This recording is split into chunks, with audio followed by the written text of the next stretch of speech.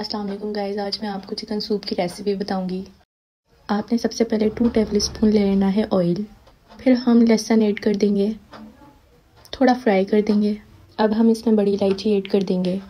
یہ ہم نے 1 پاؤ چکن لے لی تھی، چکن ایڈ کر دیں گے، اسے اچھی طریقے سے ہم فرائی کر لیں گے۔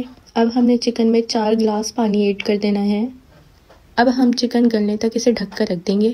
یہ چکن گل چکی ہے، اب ہم اسے نکال لیں گے۔ اب اس یخنی میں نوڈلز ایڈ کر دیں گے۔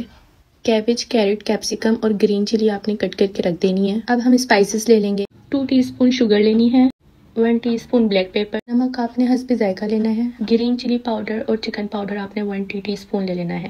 اب آپ نے سویا سوس، ٹومیٹو سوس اور ونیگر 1 ٹی اسپون لینا ہے، 1 ٹی اسپون کارن فلور اور 1 ایگ لے لیں گے۔ کارن فلور میں پانی ڈال کر ہم اچھی طریقے سے اسے مکس کر لیں گے۔ میگی بوائل ہونے لگی تھی، اب ہم گاجر ایڈ کر دیں گے اس میں، اور جو سارے مسالے تھے وہ بھی ایڈ کر دیں گے۔ اسے اچھی طریقے سے ہم مکس کر دیں گے۔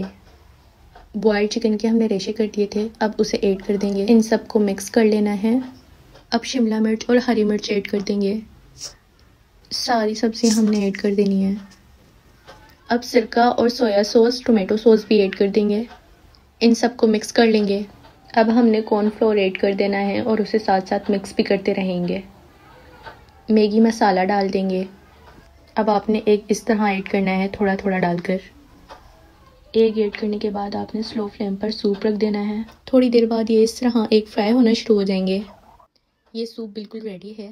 اگر آپ کو میری ریسیپی پسند آئی ہے تو please do subscribe my channel and don't forget to hit the like button. Okay, اللہ حافظ۔